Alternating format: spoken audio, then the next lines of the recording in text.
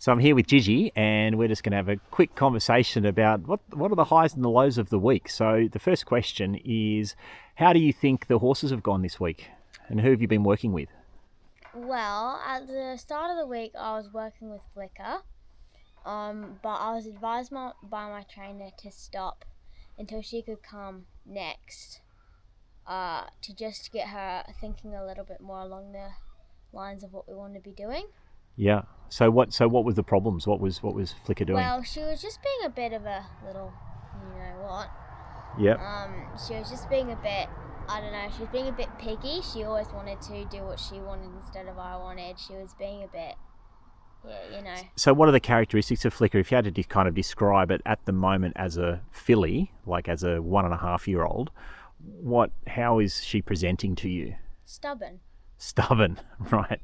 And what does that mean? She doesn't look at you, or she doesn't? She just wants things to be done her own way. Yeah. And that's mainly because she was like the youngest foal in the whole of her season. Yeah. So like she was being pushed around a lot, and she's quite So she stands her ground. Yeah, she tries to stand her ground and tries to dominate because she doesn't really think anything of us humans. What does that mean? She doesn't think anything of us humans. What does that mean? Right now. Yeah. That will change in the future as long as I have anything to do with it. She just doesn't really care about us. And so how does that present? What does she do? She just kind of tries to walk all over you. She just trying to push you around instead of like the other way around. She just, She gets into your space? Yeah, tries to get into my space, tries to push me everywhere, and she even kind of comes at me sometimes, and I just have to go. So in the round, I saw in Round Yard 2 days ago, you had kind of like the Flicker. She kind of came in, and she was trying to make small circles, and you were constantly trying to push her out to the bigger circle. Yeah, that's her trying to just like pushing me out. But anyway, Gaia's doing really well. So talk about Gaia now. Yep, great. She's doing. So tell me about Gaia. How do you know she's doing well? Because she's just, doing well. Okay, she's doing everything I ask her. Yeah, so actually talk about a little bit about that. So Gaia is a stock horse crossed with a thoroughbred. Yeah. And the characteristic of that is what? She's very flighty. She's very flighty, not very down to earth. Anxious. A bit hot, smart but hot, like a bit a bit sensitive. Sensitive, good word, yeah. Easily takes offense and stuff. With Flicker, since she's a quarter horse cross stock, she's a bit more down to earth. Yeah. A little bit more, a little bit less flighty. Yeah, she see the fight or flight reflex is Gaia's got flight, Flicker's got fight. Ah, got it. So okay. They're kind of even though they're half sisters, they're like completely different horses. And they need a different approach to training them. So yeah. And so how are you training? So Leah's giving you some instruction at the beginning of the week, and you're just kind of carrying that through the week. Yeah. And then Leah comes and assesses at the end of the week as well, and kind of gives you the next little installment. Mm-hmm. That's exactly what's happening. Yeah, nice. That's pretty good. That's working well. Yeah. Yeah. Yeah. And how do you find working with Leah? Love it. Yeah. Mhm. What do you love about it? Sorry, Gigi, I asked the difficult questions. It's because it's one thing to kind of talk about, I love that, but because people say lots of things, but when you kind of get asked, why do you love it? It forces you to kind of think a little bit deeper about it, which is kind of cool, which is a good thing to be able to articulate. Yeah, the fillies are going on their daily gallop. So hopefully they'll gallop back up here. Yeah, so I can see them down there through the valley. They usually just have a bit of a bucking spree and go around the whole paddock. They certainly do. And they just go dun, dun, dun. Gaia a couple spaces ahead of Flicker, they just go. They usually. And Roscoe, he doesn't normally partake in that, does he? No, well actually he does most of the time. Does he? Yeah. Normally He's a bit of a. Yeah, Roscoe is also doing quite well. Yeah. Oh, you're training. You've been doing a bit of work with Roscoe, bringing him back into work. So, Yeah. so Roscoe's a quarter horse. He's 10 or 11.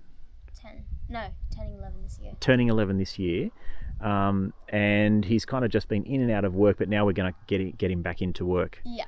Yeah, amazing. Oh, I didn't answer your question about why do I love working with Leah. Nice. Thank you for bringing that back. Well, I love that it's like all about being soft and like pressure release kind of thing instead of like Dominating. yeah, Force. Instead of like force and domination, it's like kind of like you put pressure.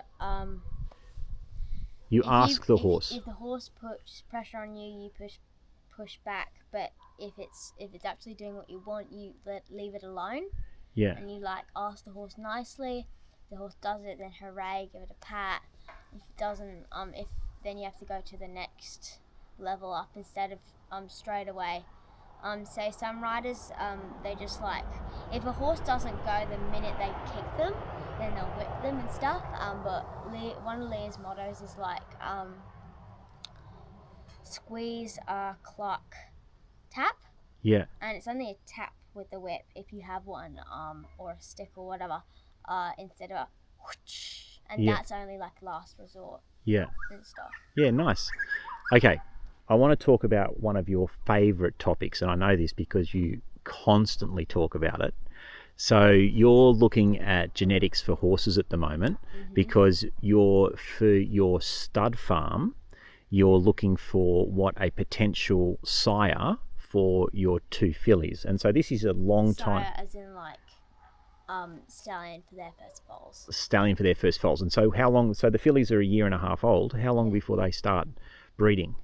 Well, my plan for Flicker is I'm going to breed her once when she's 5. Yep. Once when she's 7. Yeah. Once when she's 9. And once when she's 12. Okay, so she's 1.5 now. So you want to breed her when she's 5. So you've got 3.5 years to kind of get her up, start showing her, working her, do like I want to be able to show her around, win some stuff, like go to a couple events. Yeah. Like buckles and stuff, win something. Yep. On her before I breed her.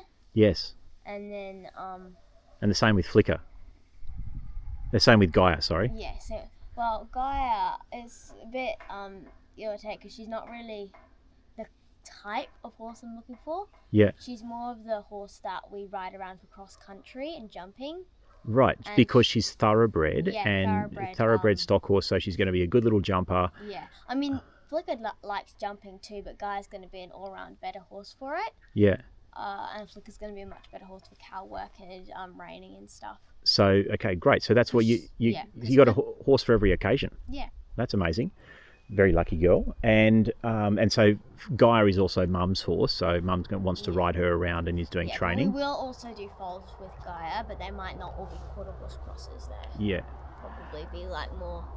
Okay, so let's talk about the boys. You want to let's talk about the stallions that you're thinking about to cross with Flicker, who is this, like, her headspace is determined. Yeah, so she's very determined and stubborn, but stubborn is a bit of a bad thing, but determined is not. She's a very determined little horse, and right now she's determined in the wrong way, so she's kind of more trying to like stop, trying to not get out of work, trying to do some stuff, but like the whole thing with Leah is changing the mind of the horse. Yeah. So what does determined really what does that mean for being determined? Determined is coming across as stubborn now. Yeah. But well, determined is a trait of the Peppies, and she's got Peppy line. Who's Peppy? Just for the people looking here. Peppy is Peppy San Badger. Yeah. Peppy Sand Badger, Mr. Sand Peppy, Pepto Boom Small, Pepto Stylish Oak, Peppy that line. And so how many of those stallions are part of Flicker? Well, she's got 5 generations back, so great something great's grandfather. Yeah. He was Peppy.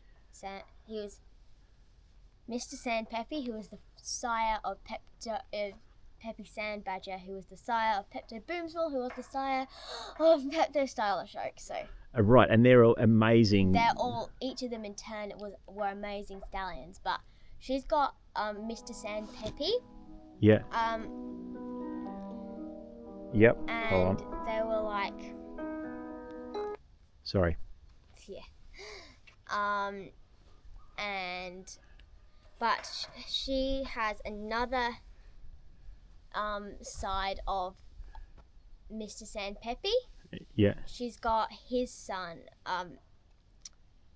Wagon Cook, and then his son, Wagon's Return, who are both good horses as well. Yeah. Hey, and hold on, where did she get the Silver Dapple gene from? That was from her father, who was a stock horse. Ah, okay. So who was her father? Her father was Hoya. Her dam, who brought in the Wagon's Return line, that lot. That was. So she was Flick. She was an unregistered quarter horse mare. Yeah.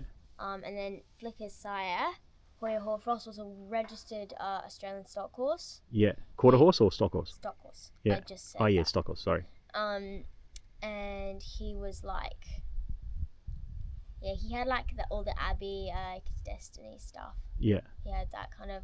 He had good stock horse lines, and Flick had good quarter horse lines. So. Yeah. Great. So you got a great performing. Yeah. Filly. I mean, she might not have the most gobsmackingly amazing bloodlines, but she's got good bloodlines. Yes. And I'm going to try and make up for that tiny bit that's missing by breeding her to a very famous stallion. And what stallion have you got in mind? So bearing in mind that this is 3.5 to 4 years away. And so, but you're doing the research now, so you can work out. So I got everything locked down and ready for when it actually happens. Yeah, and so I contact all the breeders, and each of her foals is going to be side by a different stallion. Yeah. Unless I get an absolutely amazing foal out of one of them. Yeah. Well, right now I'm thinking, and I have to still get in contact with the breeder, do all the stuff. I am thinking about. So you're looking at colour and performance, but mainly performance and secondary colour, because you love beautiful things, I can tell. Mm-hmm. And so what colour genetics do you want to put on into Flicker? Well, she's already got Silver Dapple, only heterozygous though, which isn't amazing, but still good. So who are you thinking? Who's your best contender at the moment? My best contender at the moment, and he had a locked-in spot from the moment I saw him on the website. Yeah. Would be Rescinda Pure Gold and Silver. Right. He's locked down. And he's up at Rescinda Ranch with Linda. And we've already got into contact with them and stuff like that. Yeah. And also, at the moment, I'm taking a. Are there any American horses that you're thinking about? American quarter horses? Not so far. Right. But another stallion that I'm thinking about is Tough Little Spoon. Yeah. I like him. And where's he based? He's based in Serena, Queensland. Yeah. Yeah, so you're looking at that. That's cool. Yeah, I'm looking at him. I'm hoping I'm looking at to see whether he's homozygous roan. He might be and might not, and you still need to get into contact with the breeder. And another thing is that Leah, my trainer, she advised me to breed Flicker to Lena line. Yeah. Don't cross her back to Peppy line, because that would make her another spirited horse. Yeah. So you don't want to double down on the spirit, right? You want to balance it out. Yeah. So the Lena line are very eager to please. They're very smart. Yep. And they're really want to work. They got amazing cow sense, and they'll do whatever you say, which is good traits. Yeah. The Peppy line can be a bit more stubborn. Yeah. Or strong-willed. Yeah. But they also got stunning cow sense, super smart. Yeah. Yeah. Love that. All right, Gigi, thank you so much for your time, and we'll see you around the ranch. Yeah.